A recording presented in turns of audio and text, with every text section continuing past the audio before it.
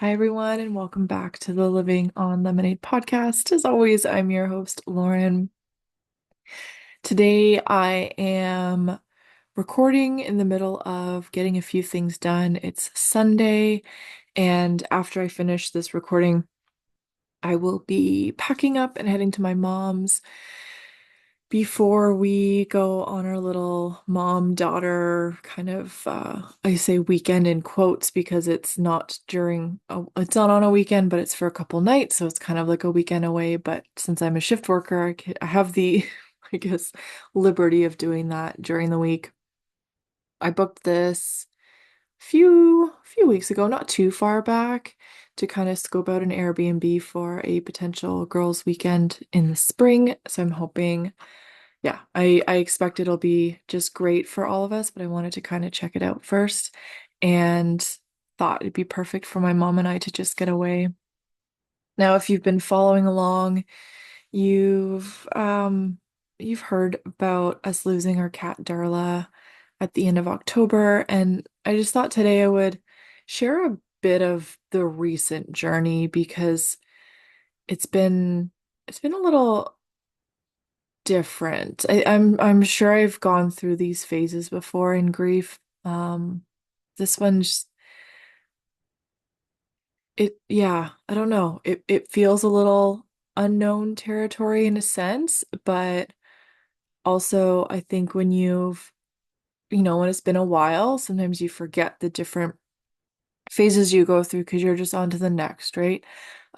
Anyway, so without kind of drawing that out any longer, lately I've been feeling just kind of numb in my grief. And I think it can kind of go two ways, or the intention behind that, or the reason behind that can be a couple things. Either you're intentionally numbing by kind of zoning out, or, for me, it would be, excuse me, kind of scrolling. That tends to be the first thing that I have to become aware of when I'm kind of just zoning out life or getting hooked into a Netflix series or something that I'm watching TV, which I don't typically watch a lot of TV, more so in the winter when I'm sewing. I'll put on like a movie, especially things I've already watched before, so I don't have to pay a lot of attention. Sometimes it's nice to have that background noise or, while you're just kind of sewing, it helps pass the time. Um, I actually find over the last little while when I am creating projects, I tend to listen to podcasts more.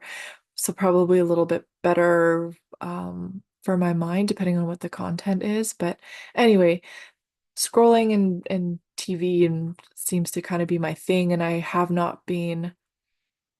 I don't find myself kind of going into either of those rabbit holes.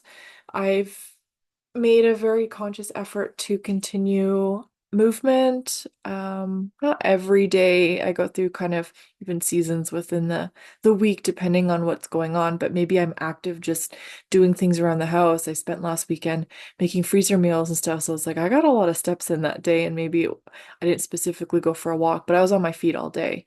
So just kind of being aware of that and then filling in the blanks, and honoring my body too, depending on what kind of energy, where I am in my cycle and what would be the best type of movement for me, whether it's just a walk or whether I feel like a little bit of cardio and lifting weights. It's been a nice journey.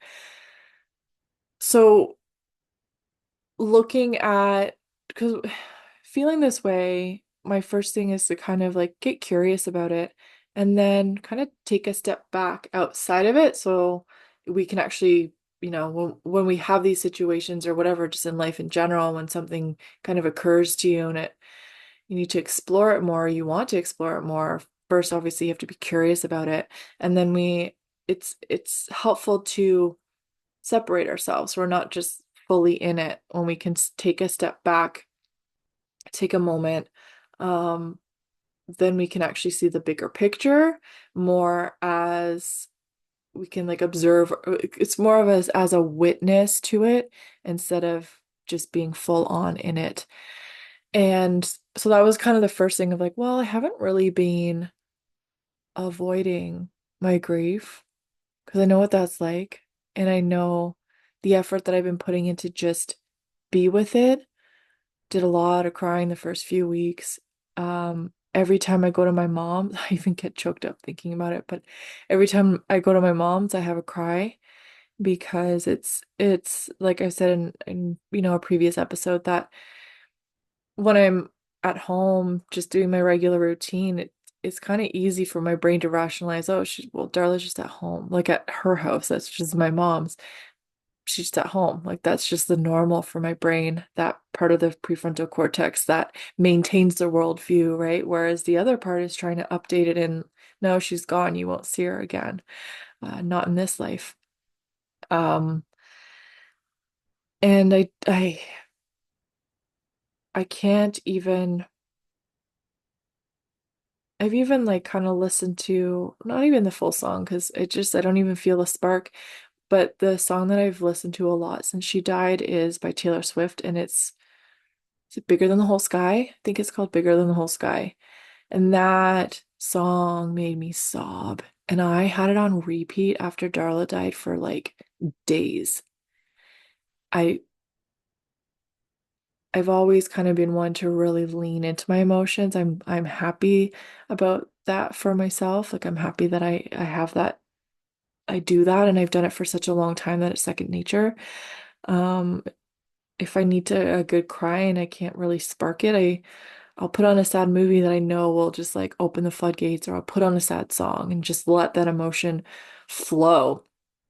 There's some days when I need to cheer me up. So, like it's just like working with what do you actually need in that moment? Do you need a little bit of a pick me up, knowing that you're not you, how do I explain that?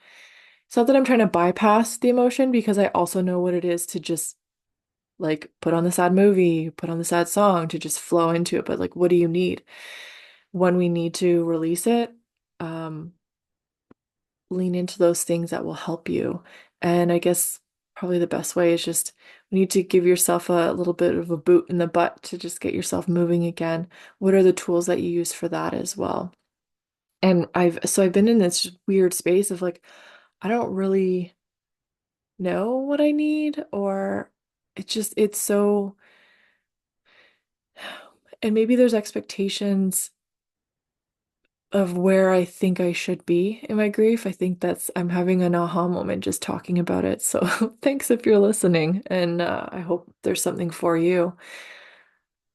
When I lost Chrissy I just turned 15, so it was 20 years ago.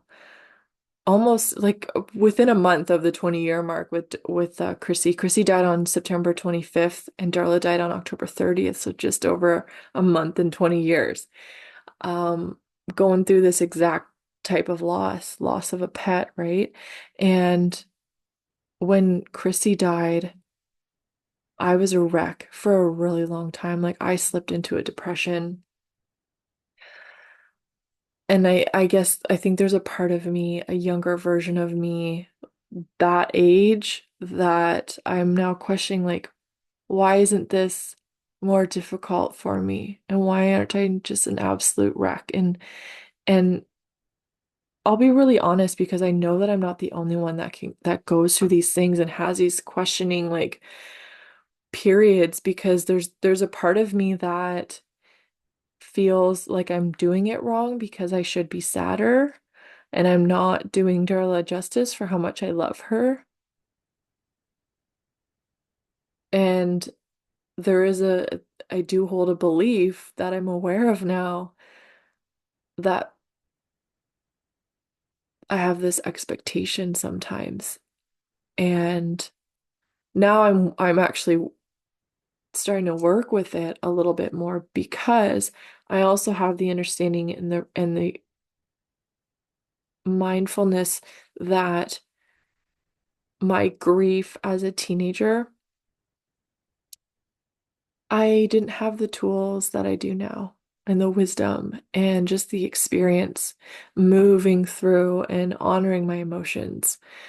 I've been doing it for over 20 years now, right? So, but it's like those parts of me, I guess, are coming into question lately of why aren't you sadder? You should be heartbroken that Darla died and that you lost her after, having her for 13 and a half years and this beautiful journey that we went on with Darla this year, over the last year with her cancer and curing it and just seeing her transform into this much softer, kinder, more loving cat. Like she was never cuddly before. And we just saw her kind of come out of this cocoon and we all loved it. She loved it, I could tell, but we all loved it for her. And that's been one of the hardest parts is like she had such a short time being that version of herself that was just, it must have felt like she had broken free of so much. And we loved her anyway, but um, we had a few rough years with her when she was attacking us and stuff. So it was really nice to just have this like new cat and she was just so happy.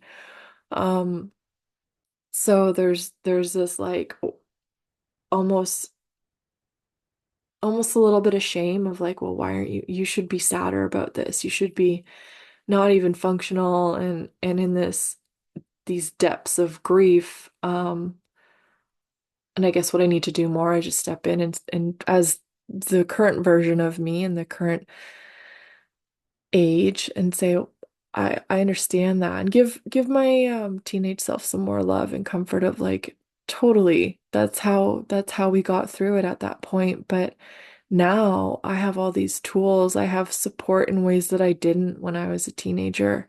I have this beautiful collection of friendships and in my marriage and my family that we have this way of supporting each other that I didn't have as a teenager. So of course it felt lonely. Of course I was in the depths of depression and just feeling really low, but it's a totally different life now moving through this and like I miss Darla immensely.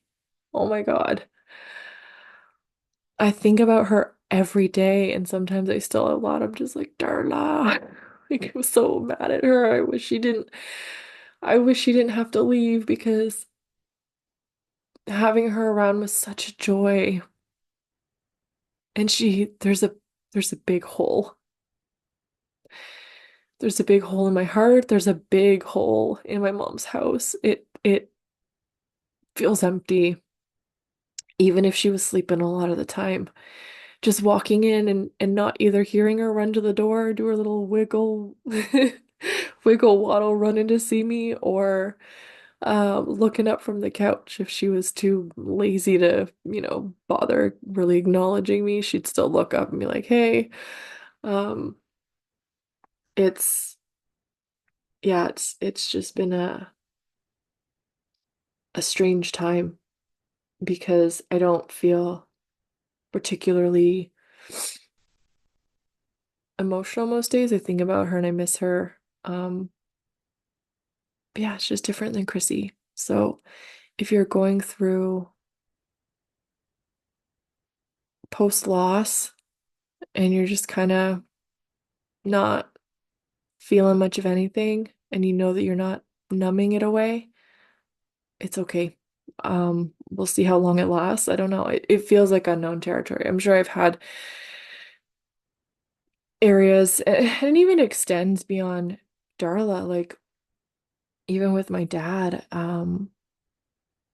sometimes the holidays are kind of a difficult because there's more communication and you make sure you visit them around then.